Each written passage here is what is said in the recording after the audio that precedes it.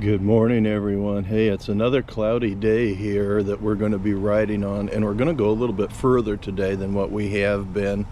We're going to start out with a 200-mile ride to Gold River, and then we'll head towards our destination. Gold River is just kind of an out-of-the-way place, and we thought it might be fun to go visit there. So we'll see you on the road here real shortly because we're already done with breakfast. See you soon. Good morning. We're off and at 'em. I'm not sure where we're all going. Today our goal is riding to Gold River, British Columbia.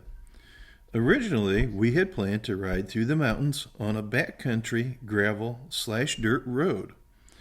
However, we were informed that the road was washed out in a section and impassable. With all the rain that has occurred, we heeded the warning. This means we will have to backtrack on the highway until reaching Campbell River. So let's get started, shall we?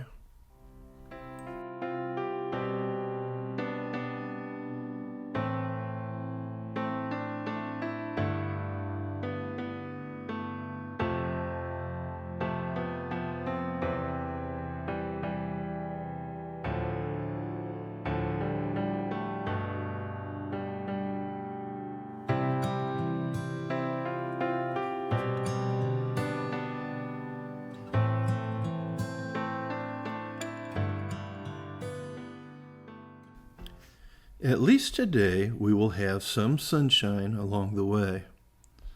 A ride that we didn't take was to Cole Harbor. They say it is a wonderful ride with the benefit of possibly seeing a wolf. I imagine one could do this ride and more in a day, but it would be better to stay in the area an extra night.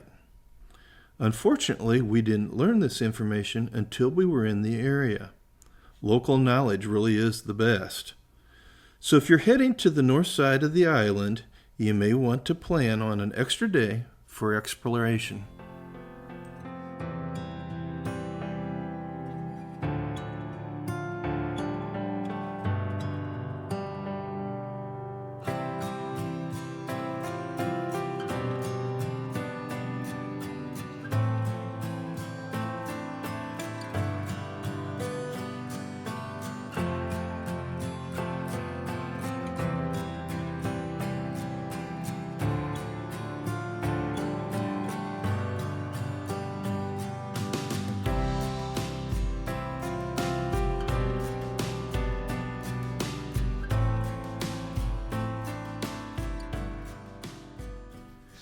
The ride north is best between Blodell and Port McNeill. This section takes one through the mountains with many backcountry Forest Service roads to explore if you wish. This would include camping spots along the mountain lakes. I'm sure wildlife viewing would be awesome as well.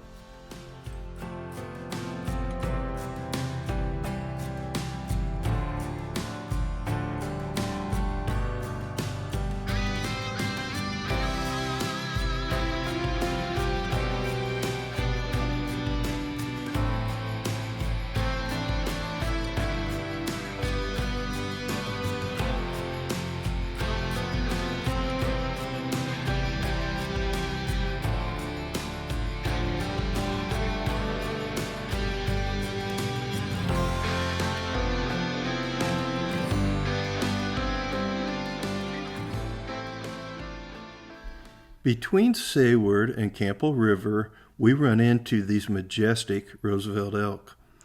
The Roosevelt elk once ranged from California into British Columbia, which includes Vancouver Island. By 1900, elk had been hunted out of the mainland of British Columbia, but Vancouver Island maintained a small population. In the early 1980s, a restoration effort increased the herd size to about 2,500 animals. Currently, the herd is estimated at about 5,500 animals and increasing. Bravo, Vancouver Island.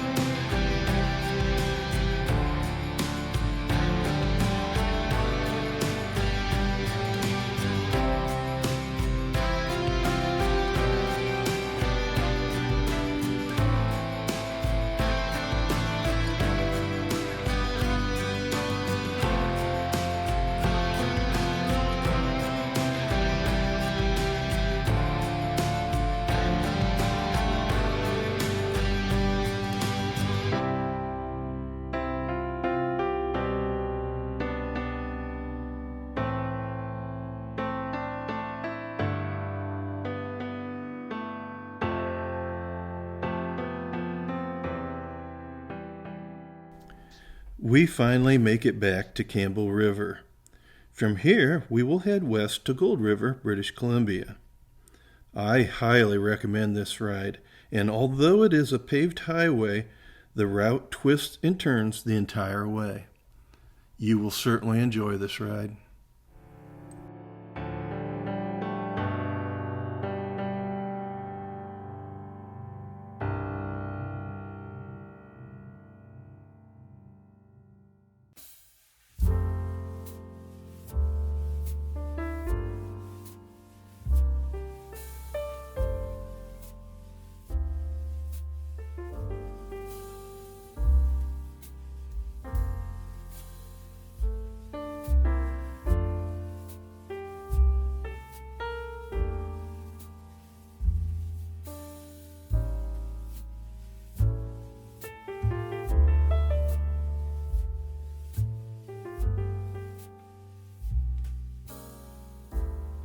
An aerial view of the mountains near Campbell River will show you a vast network of lakes, the largest of which are Campbell Lake, Upper Campbell Lake, and Buttle Lake.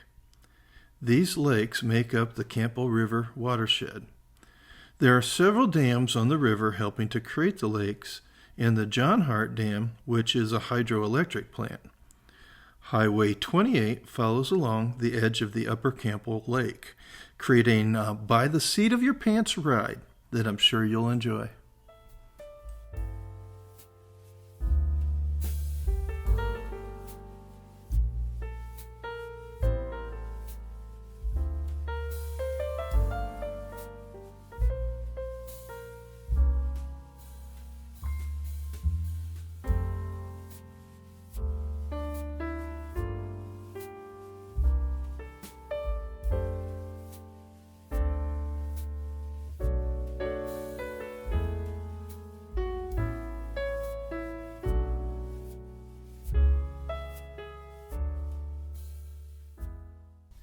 As the highway meets the lake, the roadway narrows some. So take it easy on the corners because some are more tighter than others.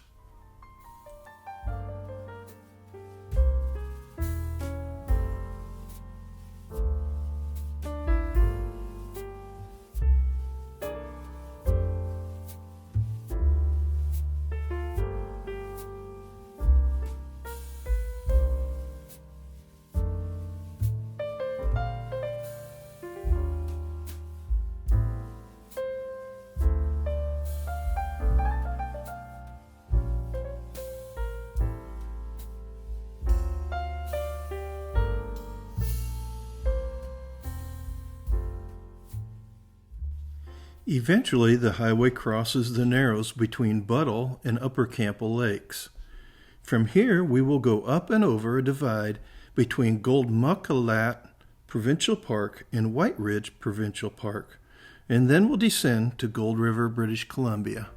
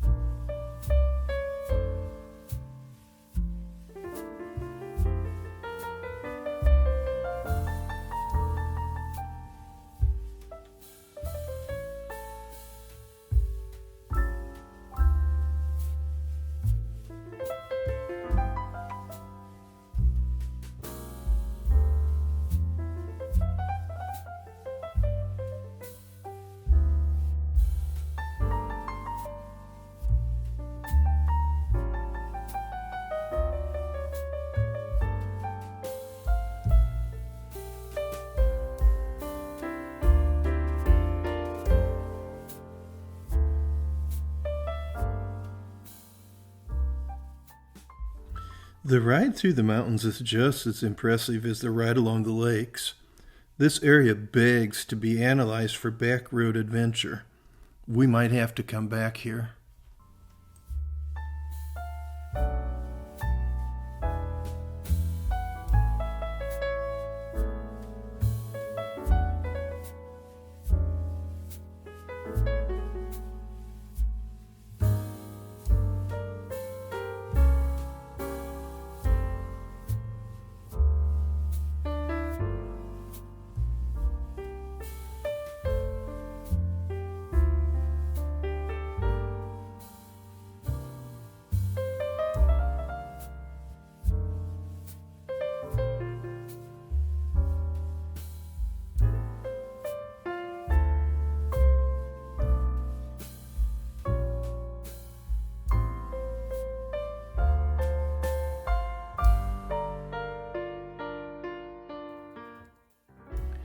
We make it to Gold River, and the search for a restaurant is on.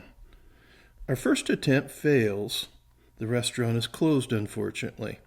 So we head back into town and find a little sandwich shop.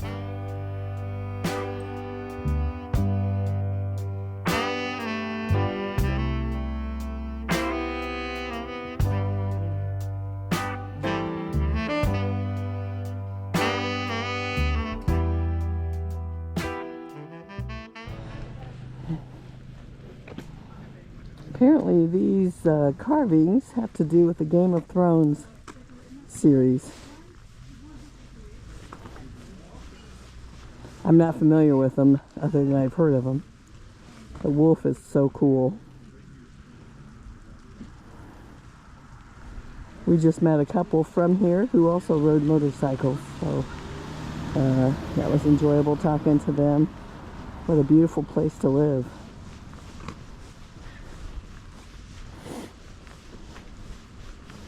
There's more over here. I'm not just taking you here for nothing. But this bench here is very cool.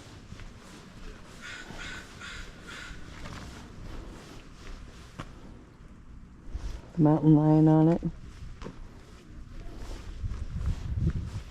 And then there's also this one, which appears to be another throne with bears and looks like Bigfoot and an owl. Very, very nice. We're eating at the Uptown Cappuccino.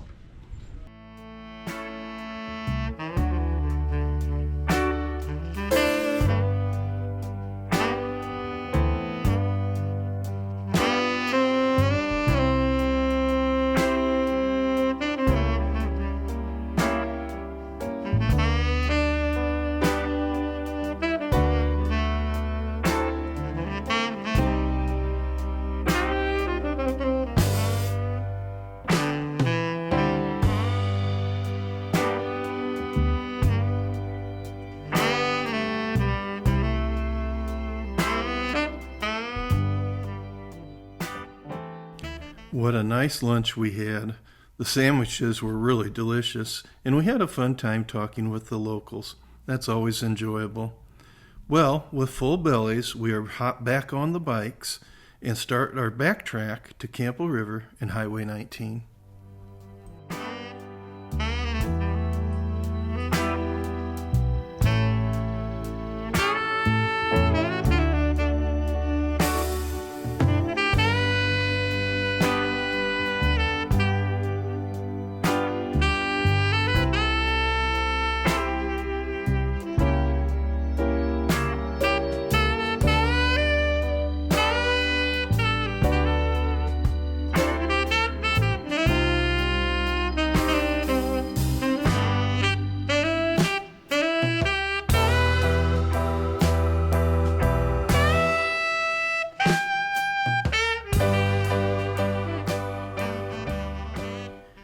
As we cross the Narrows, Buttle Lake is off to our right.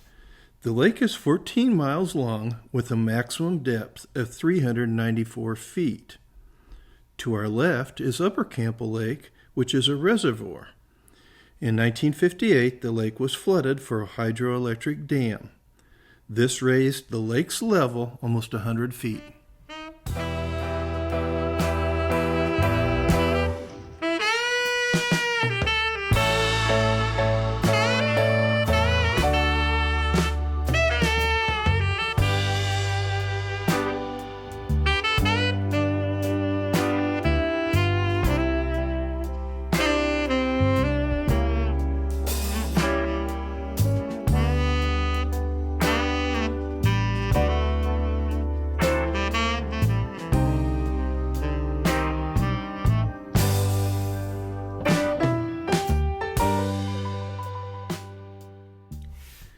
To speed things up, we take Highway 19 south to Comox, our resting place for the night.